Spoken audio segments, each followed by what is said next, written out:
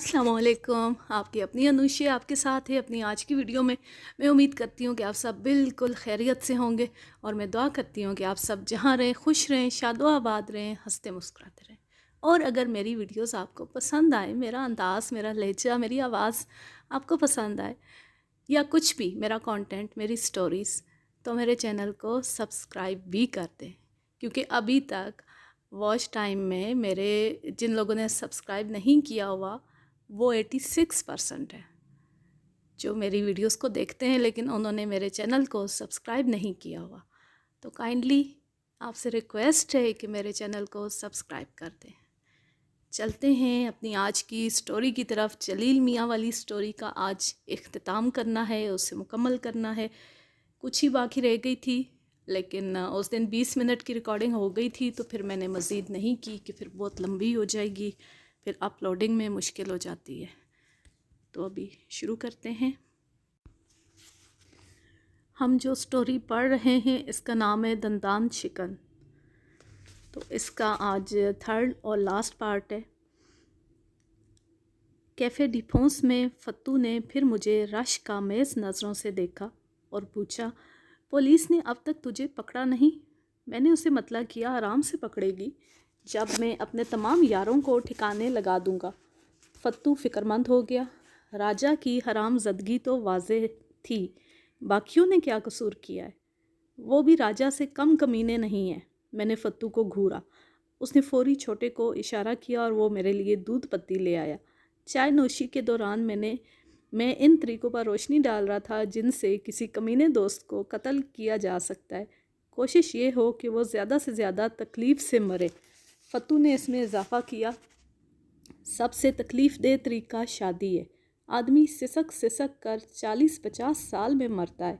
हर लम्हे जान कनी की कैफियत होती है और जान निकलती भी नहीं। बस इसी वजह से तू अब तक बचा हुआ है। मैंने खाली कप उसके सामने रखा और इस बार भी बिल दिए बगैर रवाना हो गया। आज घर में दाल टिंडे पके थे, इसलिए मैंने निहारी की नीयत की और आतिश फ़शान निहारी की तरफ रवाना हो गया। अभी मैं आतिश फ़शान निहारी की प्लेट पर, जो पेट में मुंतकिल हो चुकी थी, दूसरी बार कोल्ड ड्रिंक उंडेल रहा था कि मुझे राजा की सूरत नज़र आई। मुझे उच्छू लग गया। जब तक मैं खांस कर फारिग होता, राजा ने पुरहुजूम निहारी हाउस में मुझे तलाश कर लिया और तीर की तरह मेरी तरफ आया था। उसके चेहरे पर अब भी सोजन थी, लेकिन इससे ज़्यादा वहशत थी। उसने बिला तमहीद कहा, राजा, वो कमीना हाथ दिखा गया। कौन? वही डॉक्टर सफ शिकन। राजा ने मेरे आसपास नाचते हुए कहा। शिकन के बाद के बाकी अल्फाज नहायत नाकाबिले इशात थे। तेरा मतलब है उसने गलत दांत निकाल दिया? नहीं, दांत तो ठीक निकाला है। फिर क्या मसला हुआ है? राजा ने मुझे बाजू से पकड़ कर उठाया। मैंने काउंटर पर अदायगी की और हम बाहर आए, जहाँ राजा ने स्ट्रीट लैंप की तरफ मुंह करके अपना भाड़ सा मुंह खोला। अंदर देख। निहारी हलक तक भर कर मेरा राजा के मुंह में झांकने का कोई इरादा नहीं था, इसलिए बादले न खास्ता मैंने अंदर झांकना चाहा तो अचानक आंखों के सामने अंधेरा छा गया। सिर्फ आंखों के आगे नहीं, बल्कि आसपास हर जगह अंधेरा छा गया था। बिजली वालों ने बर वक्त लाइट बंद की थी। लाइट की तलाश में हमें 2 किलोमीटर दूर जाना पड़ा था। रास्ते में राजा ने सिर्फ डॉक्टर की शान में गुस्ताखियाँ की थी और मुंह से फूट कर नहीं दिया था कि उसने राजा के साथ क्या किया था। उसके साथ जो मैं करूँगा वो देखना। तू क्या करेगा? राजा ने वाज़ेह किया कि वो निकाह तक नहीं करेगा। मैं हंसा, वो तो तूने आरफा से भी नहीं किया है। जिसने किया निकाह का इंतज़ार, वो बैठा रह गया। ठीक कहा तूने। मैंने ठंडी सांस भरी। याराने तेज़ गाम कहीं से कहीं पहुंच गए। फत्तू के ना सही, उसकी बीवी के भी कई बच्चे हो गए। जिमी भी कई बार शादी की मंजिल से हमकिनार होते होते रह गया। बस एक तू है जो मंगेतर होते हुए भी अभी तक थ्योरी पर गुजारा कर रहा है। राजा ने दांत निकालने की कोशिश की और इस कोशिश में उसके मुंह से डॉक्टर सफ शिकन के लिए कई नागुफ्तनी निकल गई। उसका जबड़ा ठीक था, लेकिन इतना ही सूजा हुआ था जितना ऑपरेशन के बाद था। जो स्ट्रीट लैंप रोशन मिला, उसका बल्ब ज़ईफ़ी की वजह से टिमटिमा रहा था और मुझे राजा के मुंह में ठीक से कुछ नज़र नहीं आ रहा था। अलबत्ता उसकी गायब दाढ़ का खला कुछ बड़ा महसूस हुआ था। मैंने राजा को बताया तो उसने रो देने वाले लहजे में कहा, यही तो बता रहा हूँ, उस कमीने ने मेरा सही दांत भी निकाल लिया है, ख़राब दाढ़ के बराबर वाला। मैं हैरान हुआ, लेकिन क्यों? यही तो पता चलाना है और मुझे अपना दांत वापस लेना है। मैंने नफ़ी में सर हिलाया। دانت نکالا جاتا ہے لیکن اسے دوبارہ لگانے کا ذکر میں نے کبھی نہیں سنا۔ مصنوعی تو لگتے ہیں، ابے وہ مصنوعی ہوتے ہیں، اتنے بھی مصنوعی نہیں ہوتے۔ میں نے خود بھینس کے دانت گھس کر انسانوں کو لگاتے دیکھا ہے، یہ تو میں نے بھی دیکھا ہے۔ تب انسان کے دانت بھی تو کسی کو لگ سکتے ہیں، جیسے لوگوں کے گردے، پھیپھڑے، دل، جگر اور دوسرے اعضائے رئیسہ اور غیر رئیسہ دوسروں کو لگ سکتے ہیں۔ راجا نے پتے کی بات کی تھی۔ واقعی جب دوسرے اعضاء لگ سکتے تھے تو ایک انسان کا دانت کسی دوسرے انسان کو کیوں نہیں لگ سکتا تھا؟ آخر مصنوعی دانت بھی تو لگتے تھے، تو اصل دانت لگنے میں کیا قباحت تھی؟ جبکہ میری معلومات کے مطابق دانت میں جان نہیں ہوتی ہے، یعنی جسم اسے رد بھی نہیں کرتا۔ میں نے راجا کی طرف دیکھا۔ تیرا مطلب ہے کہ اس نے تیرا ایک اضافی دانت نکال لیا کسی دوسرے کے لیے جو ٹھیک تھا؟ اس نے سر ہلایا۔ ظاہر ہے خراب دانت تو کسی کو لگ نہیں سکتا، ورنہ میرے منہ میں نہ لگا رہتا۔ اسی لیے اس نے فیس نہیں لی اور اپنی طرف سے آئس کریم بھی کھلائی تھی۔ فرض کر اس نے ایسا کیا ہے، تب بھی ہم اس کا کیا بگاڑ سکتے ہیں؟ تیرا دانت اگر کسی اور کی بتیسی میں فٹ ہو گیا ہوگا تو اسے واپس کیسے حاصل کریں گے؟ اتنی جلدی تو نہیں ہوا ہوگا، راجا نے امید سے کہا۔ جلیل کچھ کر، مجھے میرا دانت ہر صورت واپس چاہیے۔ چھوڑ راجا، جانے والی چیز گئی، اور اگر تجھے واپس مل بھی جائے تو کچھ عرصے بعد تجھ میں دال چاول چبانے کی سکت نہیں رہے گی۔ دانت کا کیا کرے گا؟ اس پر راجا نے مردانہ دانتوں کے کچھ ناقابل بیان استعمال پر روشنی ڈالی۔ میں نے ہاتھ اٹھا کر کہا، بس ٹھیک ہے، میں سمجھ گیا۔ تب تو میرے ساتھ چل رہا ہے؟ راجا خوش ہو گیا۔ پھر اس نے اپنی پتلون کی جیب سے لوہے کی فٹ پر لمبی راڈ نکالی۔ یہ میں اس کے لیے لایا ہوں۔ میں فکرمند ہو گیا۔ دیکھ راجا، میں تشدد کے خلاف ہوں۔ وہ شرافت سے کہاں مانے گا؟ راجا نے راڈ لہرائی۔ دیکھنا میں اس سے کیسا کام لیتا ہوں۔ وہ اپنے باپ کے ڈھانچے سے دانت نکال کر میرے منہ میں فٹ کرے گا۔ پہلے مل تو جائے، میں نے کہا، اور ہم نے اس گلی کی طرف مارچ شروع کر دی۔ وہاں اس وقت تاریکی تھی اور فٹ پاتھی دندان شکن کی کرسی پر ایک فقیر بادشاہ براجمان تھا۔ فقیر کا سٹائل شاہانہ تھا اور وہ خود کو یقیناً کسی شہنشاہ سے کم نہیں سمجھ رہا تھا، کیونکہ اس نے چرس کا سوٹا لگا رکھا تھا۔ چرس ایسی چیز ہے جو بادشاہ اور فقیر کو ایک ہی صف میں لے آتی ہے۔ دونوں انجانی دنیاؤں کی سیر کو نکل جاتے ہیں۔ ظاہر ہے اس وقت کلینک بند تھا، بلکہ وہاں سب کچھ ہی بند تھا، اس لیے معلومات کا واحد ذریعہ وہی فقیر تھا۔ راجا نے بلا تکلف راڈ سے اس کا گھٹنا بجایا۔ اٹھ جا فقیر بادشاہ، سخی داتا کچھ دینے آئے ہیں۔ وہ بلبلا کر ہوش میں آیا اور بھننا کر بولا، سخی داتا تکلیف دینے آئے ہیں؟ اس پر راجا نے اسے ٹانگ سے پکڑ کر کرسی سے نیچے کھینچ لیا۔ وہ دھڑام سے گرا اور چلایا، ہائے مار دیا، ظالم فقیر کے ساتھ دست درازی کرتا ہے، اللہ کرے تیرے ہاتھ پر فالج گرے۔ پریکٹس نہیں، میں نے اس کے پاس بیٹھ کر کہا، جلدی سے ہوش میں آ جاؤ، ہمارے کچھ سوالوں کے جوابات دو اور اس کے بعد سکون سے سوتے رہو۔ کیسے سوالات؟ اس نے اعتراض کیا۔ میں کیوں جواب دوں؟ راجا کہیں سے پانی لاؤ، فقیر بادشاہ ابھی ہوش میں نہیں آئے۔ پانی کی کیا ضرورت ہے؟ راجا نے راڈ لہرائی۔ ضرورت ہے، ان کا نشہ ہرن ہو جائے گا، خدا کے لیے۔ فقیر بادشاہ نے فریاد کی، پانی مت ڈالنا، بڑی مشکل سے ایک سگریٹ ملی تھی، مارکیٹ میں شارٹ ہے، ایک سگریٹ 100 روپے کی مل رہی ہے۔ راجا نزدیک کی ایک گھڑے سے پیالہ بھر کر لے آیا اور یوں فقیر بادشاہ کے سر پر کھڑا ہو گیا جیسے اشارہ ملتی اس پر الٹ دے گا۔ منشیات استعمال کرنے والے کسی چیز سے اتنا نہیں ڈرتے جتنا کہ پانی سے ڈرتے ہیں، کیونکہ پانی نشہ اتار دیتا ہے۔ میں نے کلینک کی طرف اشارہ کیا، اس کے بارے میں جانتے ہو؟ اس نے سر ہلایا۔ دانت کا ڈاکٹر ہے، پر ہر روز نہیں آتا، کبھی ہفتے میں 2 دن آتا ہے، کبھی 1 دن آتا ہے۔ کلینک اکثر بند پڑا رہتا ہے۔ کہاں سے آتا ہے، کہاں جاتا ہے؟ فقیر بادشاہ کو اس بارے میں علم نہیں تھا، مگر جب راجا نے اس پر پانی چھلکایا تو اس نے بلبلا کر انکشاف کیا کہ وہ سیاہ فام نرس کے بارے میں جانتا ہے، وہ نزدیک ہی رہتی تھی۔ فقیر بادشاہ کبھی کبھی اس کا پیچھا کیا کرتا تھا، ایسی ہی بطور ٹھرک۔ میں نے ملامت سے کہا، تمہیں شرم آنی چاہیے، ایسی چیز سے تو آدمی دور بھاگتا ہے اور تم اس کا پیچھا کرتے ہو۔ فقیر بادشاہ نے دانت نکالے۔ کیا کرے، عورت بھی تو ہے۔ نرس کے گھر کا پتہ سمجھ کر میں نے راجا کے ہمراہ لانگ مارچ کا اگلا حصہ شروع کیا۔ اس کا یہ فائدہ ہوا کہ نہاری کے ساتھ 4 تندوری روٹیاں کھانے اور اوپر سے 1 جگ پانی پینے سے پیٹ جو ہوا بھری فٹ بال بن گیا تھا، اب کسی قدر نرمی پر آمادہ تھا۔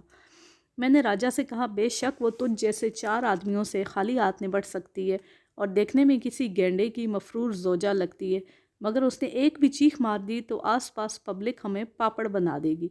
آج کل پبلک میں تشدد کا رجحان بڑھتا جا رہا ہے، کوئی یقین نہیں کرے گا کہ تو نے اس پر دست درازی نہیں کی تھی، صرف اپنے جیسی پبلک کے خلاف۔ راجا نے سچ بیانی سے کہا، تو نے آج تک سنا ہے کہ مزدوروں نے کسی سیٹ کو پیٹا ہو، یا پبلک نے کسی دولت مند کو گاڑی سے اتار کر کوٹا ہو، جس نے کسی بچے پر گاڑی چڑھا دی ہو؟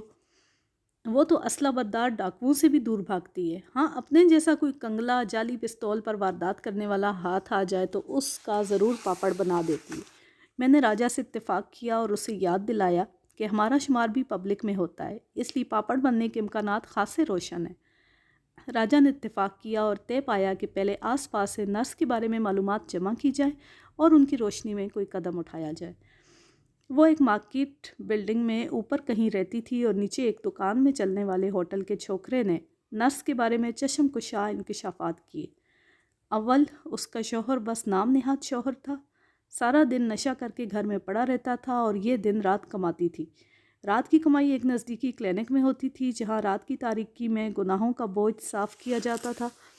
میں نے راجا کے ساتھ جا کر کلینک دیکھا اور طے کیا کہ اسے کلینک ہی بلایا جائے۔ اس کام کے لیے ہوٹل کے اسی بیرے کو آمادہ کیا گیا اور اس نے صرف 100 روپے لیے۔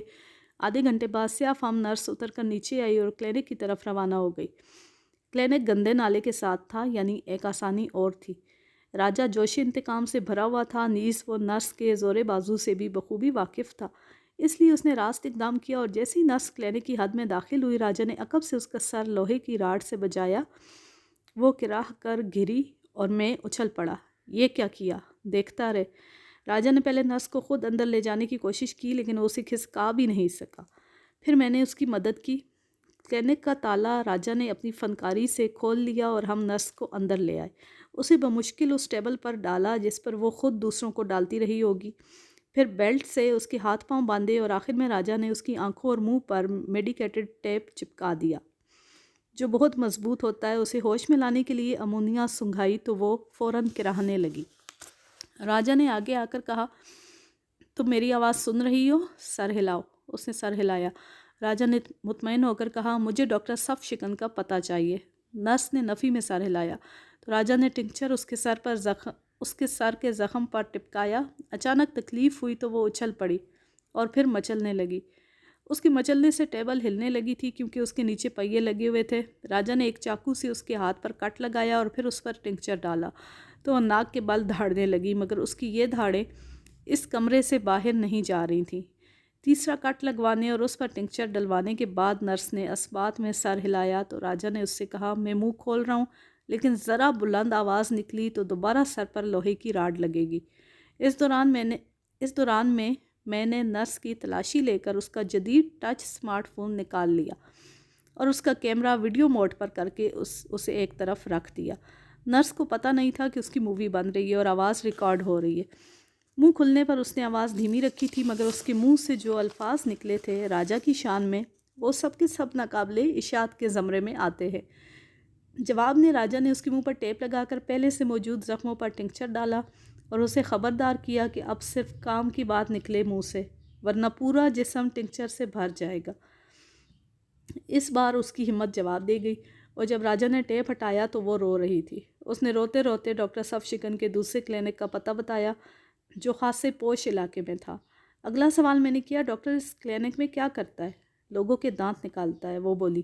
جھوٹ مت بولو، میں سچ کہہ رہی ہوں، وہ خراب کے ساتھ ٹھیک دانت بھی نکال لیتا ہے۔ اس کلینک میں وہ یہی کام کرتا ہے۔ صحیح دانت کا کیا کرتا ہے؟ میں نہیں جانتی، وہ ہم ڈاکٹر سے پوچھ لیں گے۔ یہ بتاؤ کہ تم اس کے لیے کیا کرتی ہو؟ وہ آسانی سے بتانے پر آمادہ نہیں تھی، مگر جب میں نے اس کا منہ دبایا اور راجا نے ٹنکچر زنی کی تو وہ آمادہ ہو گئی۔ کلینک چلتا اسی کی وجہ سے تھا۔ وہ دانتوں کے مریضوں سے رابطہ کرتی تھی اور انہیں یہاں بلواتی تھی۔ اس کا سیل نمبر چلتا تھا۔ جب کئی مریض جمع ہو جاتے تو ڈاکٹر صف شکن آتا اور ایک ساتھ ان لوگوں کے خراب دانتوں کے ساتھ ٹھیک دانت بھی نکال کر لے جاتا تھا۔ ایک بار دانت نکال کر وہ کئی دن یا ہفتے بھر کے لیے غائب ہو جاتا تھا اور بیچارے دانت زنی کا شکار چکر لگا کر چلے جاتے تھے۔ راجا کی بات درست ثابت ہو رہی تھی۔ ڈاکٹر یہاں صحیح دانت نکال کر دوسروں کے منہ میں فٹ کر رہا تھا اور یقیناً وہ اس کی اچھی خاصی فیس لیتا ہوگا۔ میں نے نرس کے یونیفارم کی جیب سے موبائل نکالا تھا اور ساتھ میں چابیوں کا گچھا تھا، مگر کوئی رقم نہیں تھی۔ مگر جب راجا نے جامع تلاشی لی تو اس کے خفیہ والیٹ سے رقم بھی برآمد ہو گئی۔ یہ نوٹوں کا لپٹا ہوا رول تھا جس میں خاصی رقم تھی۔ راجا نے اسے اپنی جیب میں رکھا۔ اس کے منہ پر وہ پہلے ٹیپ لگا چکا تھا۔ وہ مچل رہی تھی مگر کچھ کر نہیں سکتی تھی۔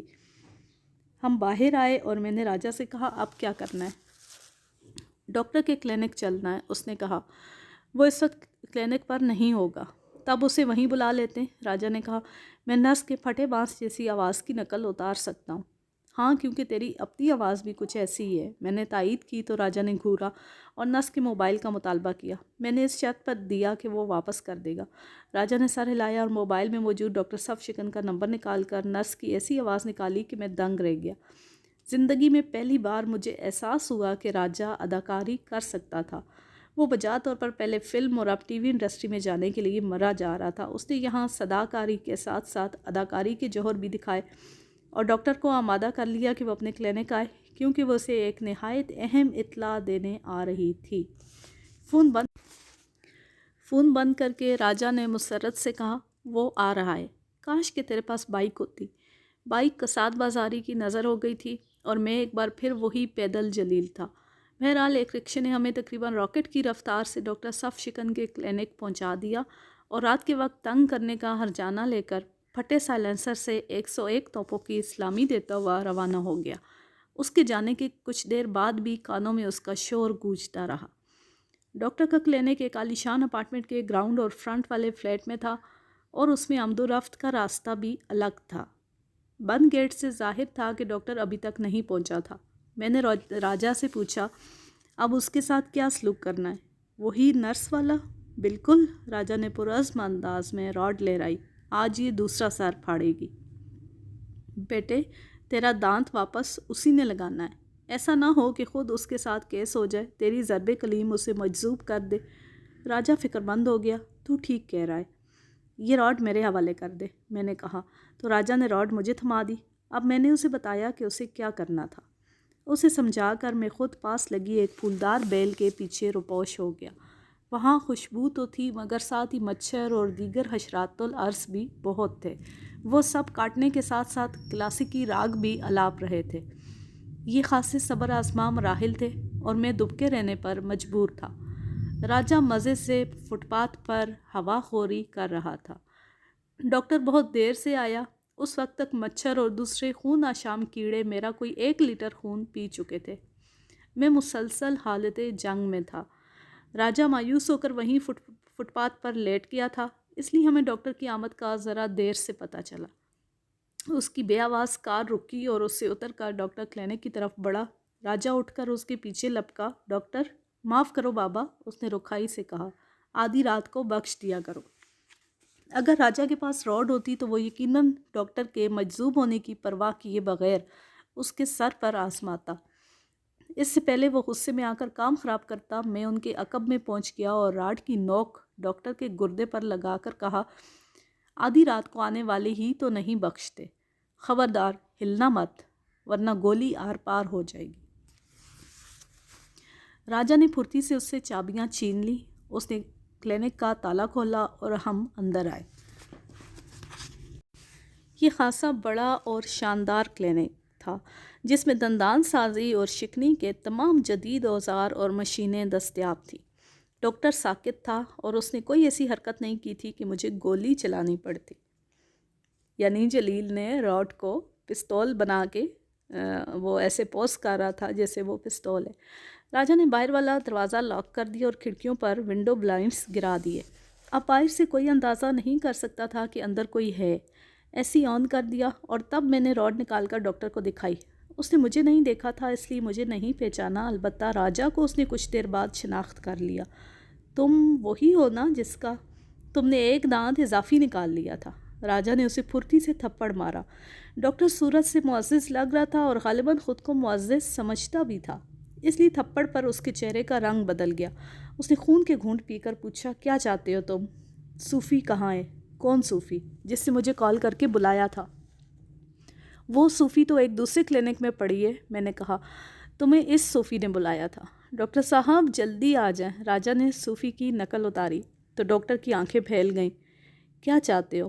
ڈاکٹر کو دھکیل کر ایک کرسی پر بٹھا دیا تھا، پھر راجا نے اسے ٹیپ کی مدد سے کرسی سے باندھا اور یہی ٹیپ اس کی آنکھوں پر لگا دیا۔ میں نے نرس کے موبائل کا کیمرہ آن کر کے ایک طرف رکھ دیا اور ڈاکٹر سے پوچھا، سب سے پہلے تو یہ جاننا چاہتے ہیں کہ یہ کیا چکر ہے؟ ایک طرف تم نے اس غریب سی جگہ کلینک کھولا ہے اور صرف 50 روپے میں لوگوں کے دانت نکال رہے ہو، بلکہ وہ 50 روپے بھی نہیں لیتے۔ راجا نے لقمہ دیا۔ آئس کریم بھی اپنی جیب سے کھلاتے ہو، کیونکہ اس کے بدلے تم مریض کے خراب دانت کے ساتھ ساتھ اس کا ایک بالکل ٹھیک دانت بھی نکال لیتے ہو۔ میں نے کہا، دوسری طرف یہ تمہارا عالی شان کلینک ہے، یہاں تمہاری فیس بھی یقیناً ہزاروں میں ہوگی اور دانتوں کو ہاتھ لگانے کے عوض بھی تم اچھی خاصی رقم وصول کر لیتے ہوگے۔ مجھے تسلیم ہے کہ ایک دانت مجھ سے غلطی سے نکل گیا، یقین کرو یہ صرف غلطی تھی، اس نے گھگھیا کر کہا۔ میں تلافی کے لیے تیار ہوں۔ وہ بھی کرو گے، لیکن پہلے میرے سوالوں کا جواب دو۔ تم نکالے گئے صحیح دانتوں کا کیا کرتے ہو؟ کچھ نہیں، اس نے جھوٹ بولنا چاہا۔ میں نے بتایا نا کہ اس کا دانت غلطی سے نکل گیا تھا۔ یہ اس طرح نہیں مانے گا۔ میں نے راجا کی طرف دیکھا۔ لگتا ہے اس کے ساتھ بھی صوفی والا ٹریٹمنٹ کرنا پڑے گا۔ کلینک میں ٹنکچر کی موجودگی لازمی تھی۔ ایک چھوٹا سا چاقو بھی مل گیا۔ راجا نے پہلا کٹ لگا کر اس پر ٹنکچر چھڑکا تو ڈاکٹر نے ناک سے ایسی چیخ ماری کہ ہم اچھل پڑے۔ راجا نے کہا، اس کی ناک بھی بند کرنا پڑے گی۔ احمق، پھر یہ سانس کیسے لے گا؟ ڈاکٹر صفشکن نام کے برعکس خاصے چھوٹے دل کا تھا۔ دوسرے کٹ پر اس نے ناک سے دھاڑے مار مار کر رونا شروع کر دیا۔ اب وہ زور و شور سے سر ہلا رہا تھا۔ میں نے راجا کو روکا۔ 1 منٹ، شاید یہ مان گیا ہے۔ اتنی جلدی مان گیا؟ راجا نے مایوسی سے کہا، یہ تو اس عورت سے بھی گیا گزرا ہے۔ میں نے اس کے منہ سے ٹیپ اتارا۔ اس نے کراتے ہوئے کہا، بتاتا ہوں، خدا کے لیے اب مزید کچھ مت کرنا۔ ڈاکٹر صفشکن نے کسی قدر تذبذب کے بعد تسلیم کر لیا کہ وہ جان بوجھ کر مریضوں کے اضافی دانت نکالتا تھا۔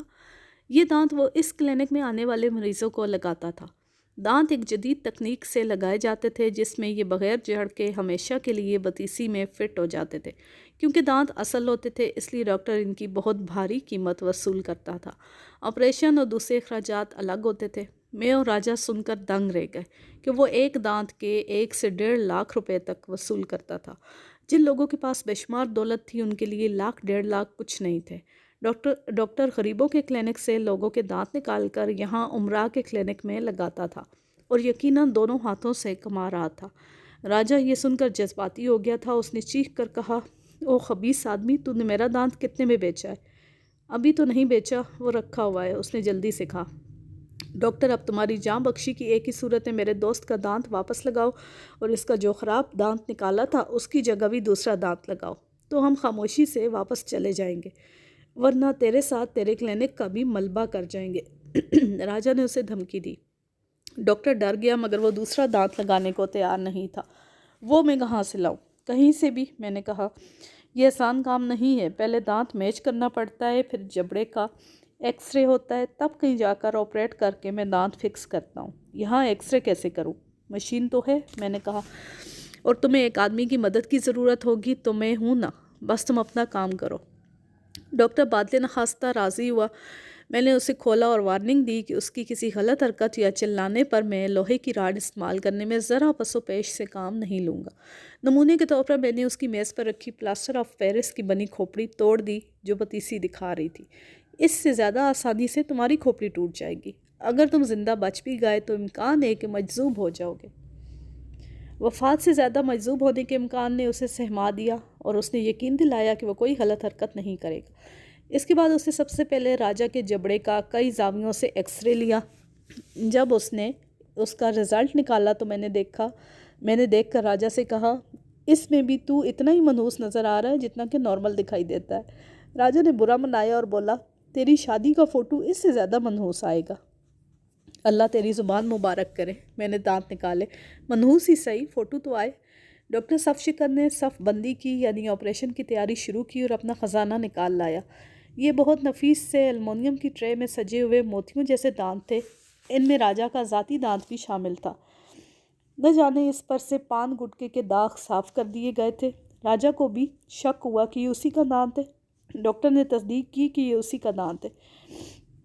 پھر اس نے میچ کرتا ہوا دوسرا دانت نکالا اور حسرت سے بولا، یہ کم سے کم 1.5 لاکھ کا ہے۔ آپریشن سمیت اس کی فکسنگ 2 لاکھ تک میں ہوتی ہے۔ میں نے راجا کو مبارکباد دی۔ زندگی میں پہلی بار تیرا خرچ 1 لاکھ سے اوپر گیا ہے۔ ڈاکٹر نے مجھے سمجھایا کہ مجھے کیا کیا کرنا تھا۔ میں اس کی معاونت کرنے لگا۔ اس نے سب سے پہلے راجہ کو ایک انجیکشن لگا کر تقریباً بے ہوش کر دیا، پھر اس کا سر ایک شکنجے میں جکڑ دیا اور دوسرے شکنجے نے راجہ کا منہ کھول دیا۔ اب ڈاکٹر آرام سے اپنا کام کر سکتا تھا۔ میں اس کی ہدایت کے مطابق اسے اوزار اور دوسری چیزیں اٹھا کر دیتا رہا۔ اس نے خاصی چیر پھاڑ کی اور راجہ کا خون جو دیکھنے میں سرخ ہی تھا خاصا بہا تھا، مگر ڈاکٹر نے مجھے تسلی دی کہ یہ معمول کی بات ہے۔ کچھ چیزوں کی مدد سے اس نے دونوں دانت فکس کیے اور آخر میں دانتوں پر ایک ایسی کیپ چڑھا دی جیسی باکسر مقابلے کے دوران دانت بچانے کے لیے پہنتے ہیں۔